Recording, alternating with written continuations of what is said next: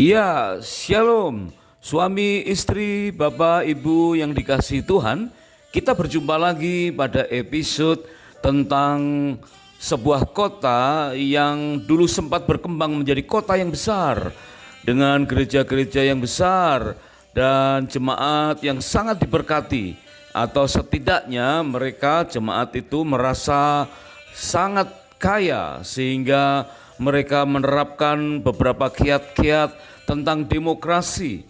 Mereka merasa perlu didengarkan dan suara setiap orang sangat berharga. Tetapi apa akibatnya? Kota itu sekarang tinggal puing-puingnya saja. Kota apa itu? Kota Laodikia. Dan itulah harga dari sebuah media sosial yang hari-hari ini juga marak dan berakibatkan kita tidak tahu nanti seperti apa. Tetapi jika kita menyimak salah satu kota yang ada di negara Turki modern saat ini, dan tertulis di dalam kitab Wahyu pasal yang kedua dan pasal yang ketiga, yang diakhiri dengan rusaknya, dengan runtuhnya, dengan hilangnya kemegahan sebuah kota, dan sekarang hanya tinggal puing-puing peninggalan arkeologi. Dan Laodikia dikatakan salah satu kota yang menjadi pembelajaran buat kita semua. Nah, apakah kita sudah berencana mengadakan honeymoon yang kedua? Dan biarlah pada saat kita mengadakan bulan madu yang kedua, saat-saat semacam itulah sebagai saat yang tepat untuk kita belajar dari kesalahan. Tentu dengan saling rendah hati dan banyak berbincang berduaan saja, menguliti kehidupan masa lalu kita untuk kita tidak terjerumus ke dalam kesalahan kota Laodikia yang menyebabkan kota itu runtuh. Nah, jika ada nanti Bapak, Ibu, Saudara, suami, istri yang mempunyai kesaksian atau pengalaman atau pengamatan ya tentang hal-hal yang serupa dengan tema atau episode kali ini, silakan tulis di kolom komentar sehingga menjadi berkat buat yang lain. Nah, secara khusus kita akan belajar pada episode kali ini tentang hal-hal yang perlu kita hindari supaya rumah tangga kita tidak mengalami hal yang sama dengan Laodikia akibat dari media sosial yang mungkin 1-2 dekade yang akan datang baru ketahuan akibatnya. Yuk kita mulai. Mengacu pada Ulangan 24 ayat yang kelima, bahwa kita harus fokus memperhatikan kebahagiaan suami dan istri pada saat tahun pertama pernikahan. Itu artinya kita harus mempunyai satu awareness, mempunyai kepedulian tentang bagaimana kesatuan dari suami istri itu bisa tercipta sehingga rumah tangga bisa berlanjut dengan panjang dan kuat dan harmonis. Oleh sebab itu 1 tahun belajar dari pembusukan yang terjadi di kota Laodikia sangat layak untuk kita pelajari berulang-ulang. Sebagaimana kitab Wahyu pasal yang ketiga ayat yang ke-14, Tuhan menegur orang-orang yang ada di kota Laodikia. Dikatakan, aku tahu segala pekerjaanmu. Engkau tidak dingin dan tidak panas. Alangkah baiknya jika engkau dingin atau panas. Jadi karena engkau suam-suam kuku dan tidak dingin atau panas, aku akan memuntahkan engkau dari mulutku. Kemudian Wahyu 3 ayat yang ke-17, firman Tuhan berkata, karena engkau berkata, aku kaya dan aku telah memperkayakan diriku dan aku tidak kekurangan apa-apa, dan karena engkau tidak tahu. Nah, berarti di mata Tuhan mereka tidak tahu meskipun mereka merasa kaya, merasa telah memperkayakan diri dan merasa tidak kekurangan apa-apa. Tapi Tuhan berkata, engkau tidak tahu bahwa engkau melarat dan malang, miskin, buta dan telanjang. Bapak, Ibu, suami istri yang dikasihi Tuhan, pada saat kita mengadakan honeymoon yang kedua, biarlah kita menelisik keadaan rumah tangga kita. Jangan-jangan kita yang belum begitu kaya merasa kaya, belum begitu kecukupan merasa sudah kecukupan, ya, sehingga merasa tidak kekurangan apa-apa. Aku kaya dan aku telah memperkayakan diriku. Itulah yang terjadi bagi gereja-gereja di Laodikia. Sebab itu Tuhan berkata mereka tidak dingin dan tidak panas, suam-suam kuku. Karena mereka belum diberkati, merasa sudah diberkati. Ya, sebetulnya mereka belum sukses, tapi merasa sudah sukses. Padahal Tuhan melihat mereka itu melarat, malang, miskin, buta, dan telanjang, 3 MBT. Nah, pelajaran apa yang bisa kita petik dari ayat yang ke-17 ini? Ini menyatakan bahwa sesungguhnya apa yang kita pikirkan belum tentu itu sesungguhnya yang terjadi. Mungkin kita hanya sekedar merasa saja, ya.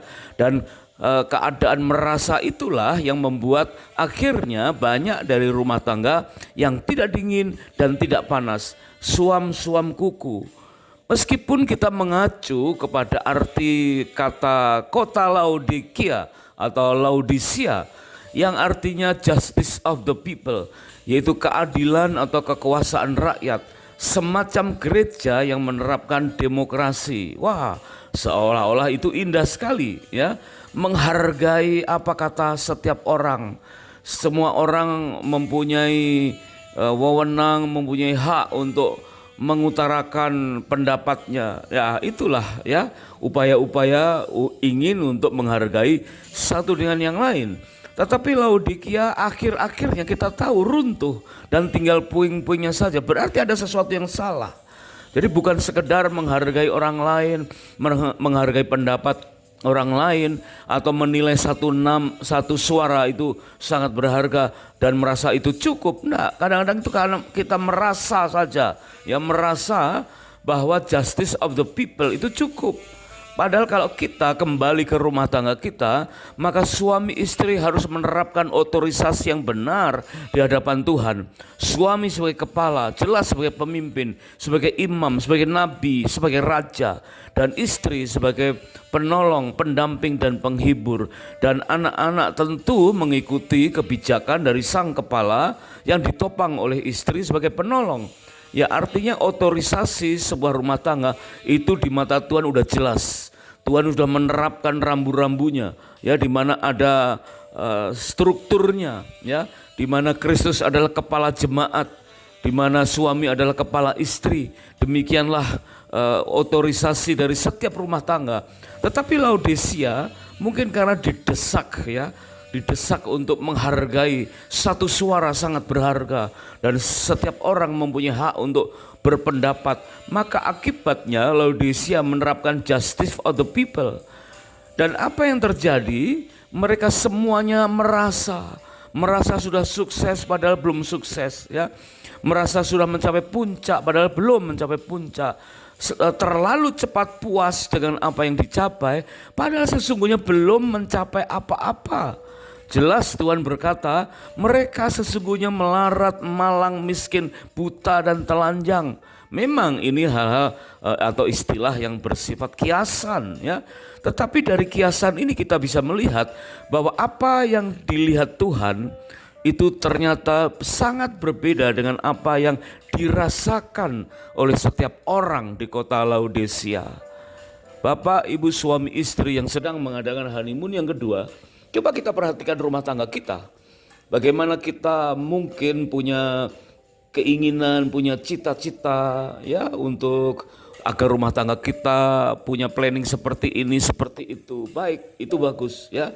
Tetapi ingatlah bahwa cita-cita itu merupakan sebuah perjalanan, ya. Cita-cita itu bukan garis akhir. Artinya kita jangan cepat-cepat merasa seolah-olah sudah mencapai garis akhir, padahal kita masih belum setengah jalan. Ya, orang-orang Laodikia merasa aku kaya, merasa aku telah memperkayakan diriku, merasa aku tidak kekurangan apa-apa. Padahal di mata Tuhan 3 MBT, melarat, malang, miskin, buta, dan telanjang. Sehingga mereka tidak dingin dan tidak panas. Apa yang terjadi? Karena mereka suam-suam kuku, ya, ayat yang ke-16. Jadi karena engkau suam-suam kuku dan tidak dingin dan tidak panas, aku akan memuntahkan engkau dari mulutku. Wah, sangat memprihatinkan, ya. Keadaan seperti itu mirip di dalam kitab Perjanjian Lama yang mengatakan jika seseorang bertanya kepada arwah atau kompromi dengan okultisme, ya, maka dikatakan Tuhan muak. Tuhan menghalau mereka dari tanah perjanjian. Ya, apabila orang terjerumus kepada spiral sahiji, yaitu spiritisme, ilmu ramal, ilmu rasa, ilmu sihir dan jimat, ya bagian dari okultisme, maka dikatakan Tuhan muak dan Tuhan menghalau dari tanah perjanjian. Sebab itu keadaan orang Laodikia ujung-ujungnya akhirnya keruntuhan. Rumah tangga yang runtuh, rumah tangga yang hancur, yang meskipun berhasil membangun sesuatu yang fisik, yang megah, yang kuat, kota yang megah, gereja yang besar, tetapi hari ini kita bisa melihat di negara Turki modern saat ini, ya, gereja itu atau kota Laodikia itu tinggal reruntuhan, hanya tinggal peninggalan arkeologi yang ya hanya sekedar bekasnya saja terlihat dulu pernah besar, tetapi akhir-akhirnya ternyata runtuh. Nah, pada masa honeymoon yang spesial, tentunya dengan hati yang terbuka, berkesempatan kita menguliti kelemahan dalam rumah tangga. Ayo kita cek and recheck, kita fokus dengan keadaan rumah tangga kita. Jangan sampai ada pengalaman-pengalaman yang pernah terjadi di Laodikia ada dalam kehidupan rumah tangga kita.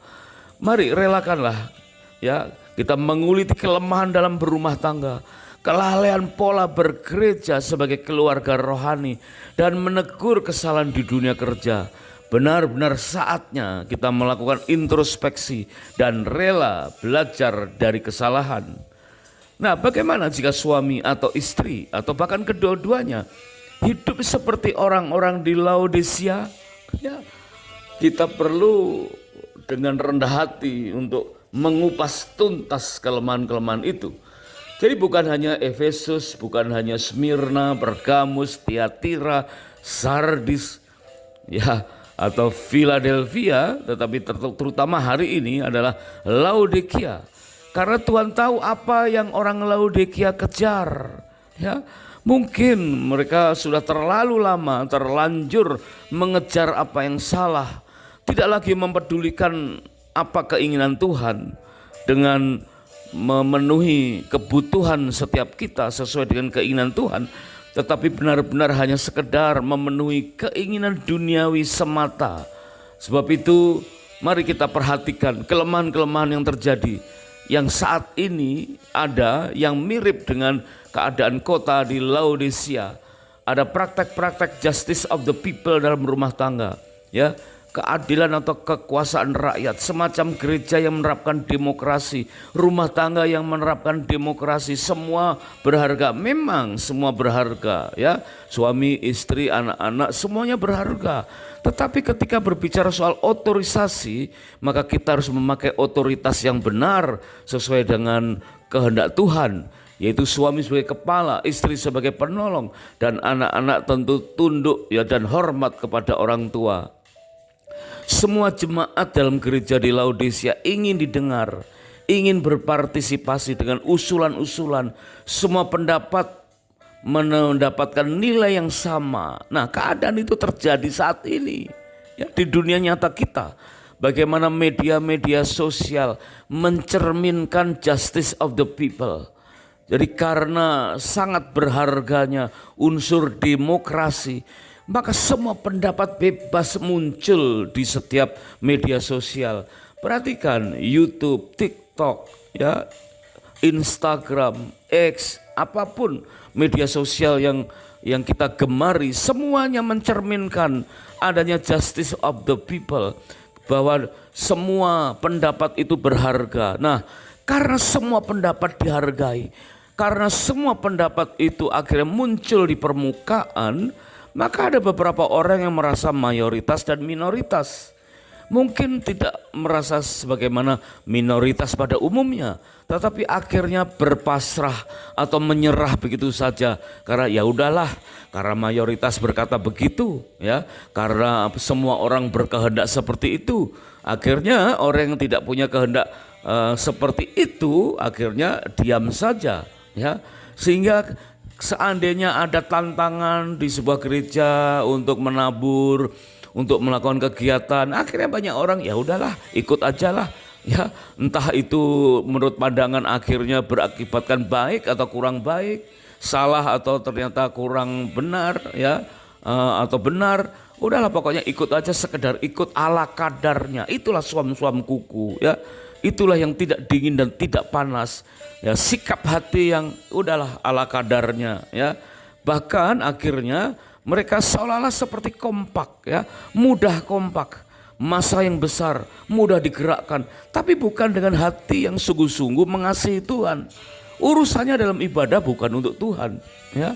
Di dalam rumah tangga urusannya bukan demi kesatuan hati, tetapi karena ya udahlah ngalah, ya. Karena sebagian besar mempunyai keputusan A, ya sudahlah, ya.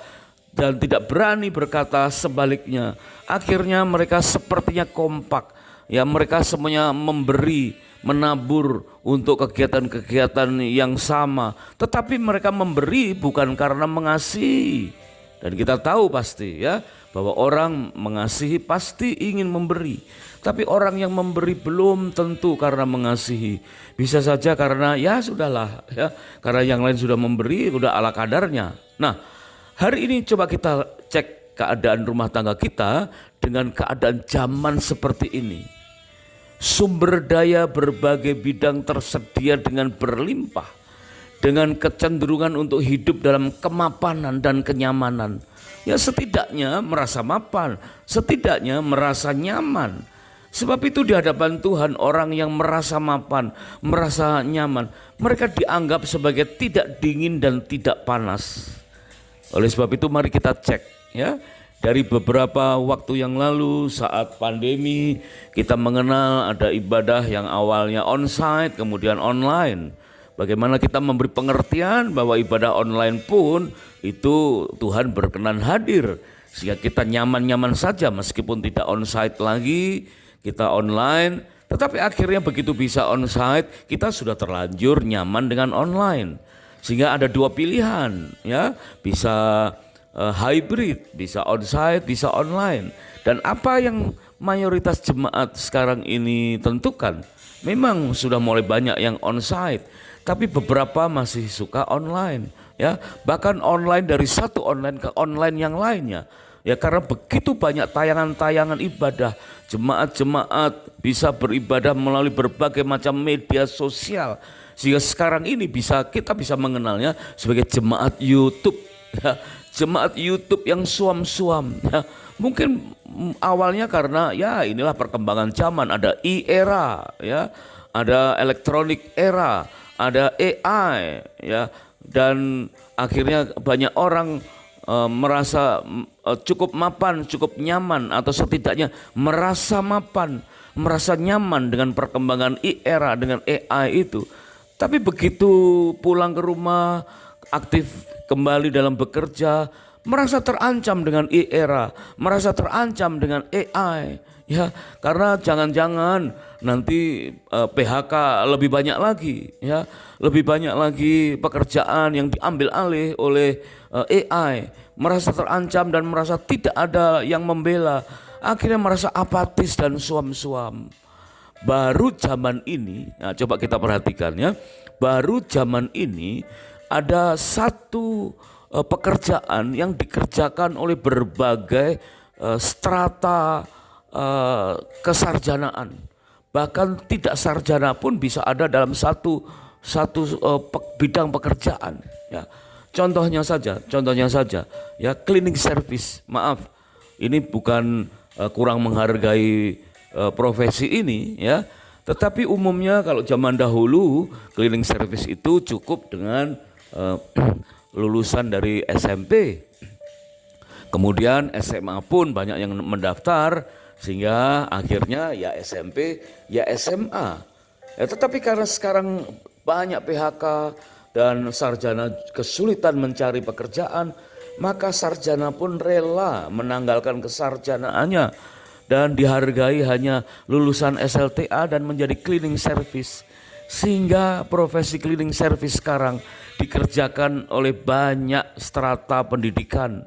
Ya, satu bidang pekerjaan cleaning service bisa dikerjakan oleh orang lulusan SMP, SLTA maupun sarjana.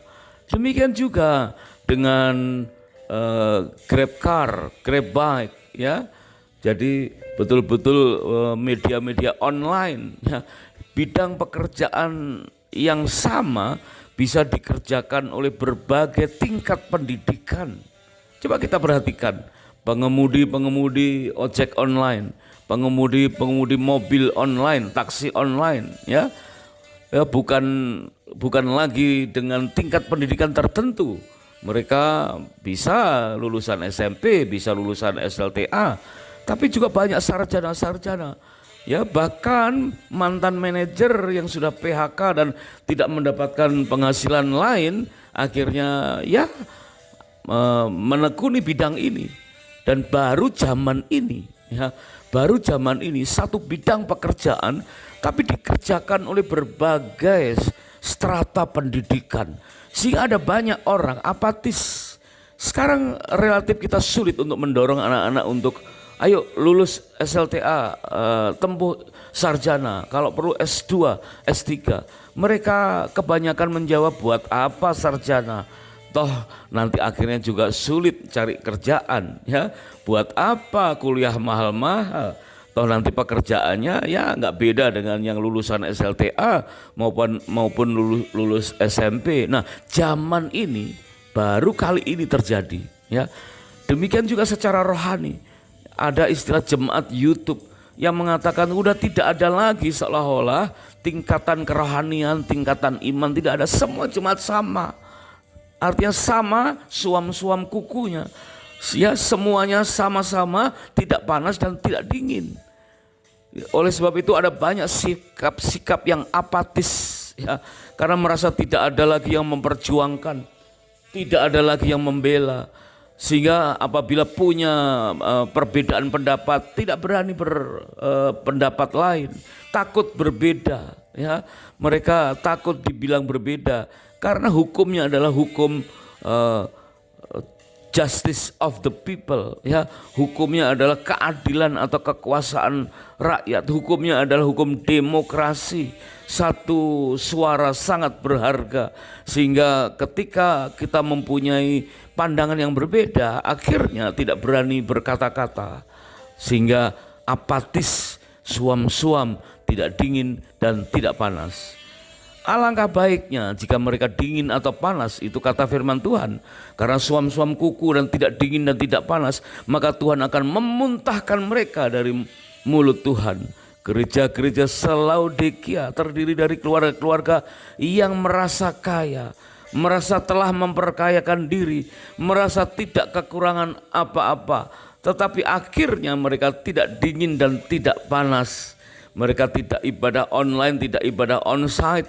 Mereka hanya sekedar melongok kepada YouTube yang sedang beredar di mana-mana, ya, Instagram yang menawarkan berbagai hal, yang memuat, yang ada ibadah di berbagai tempat dengan berbagai denominasi. Pekerjaan pun demikian. Orang jadi apatis untuk bekerja dengan sungguh-sungguh. Karena semuanya seolah-olah sama, satu bidang pekerjaan bisa diperebutkan oleh berbagai strata pendidikan. Nah, sebab itulah yang dikatakan sesungguhnya jemaat Laodikia atau keluarga-keluarga Laodikia yang menggambarkan keluarga-keluarga masa kini ada dalam keadaan 3 MBT, melarat, malang, miskin, buta, dan telanjang. Mari kita belajar dari kesalahan.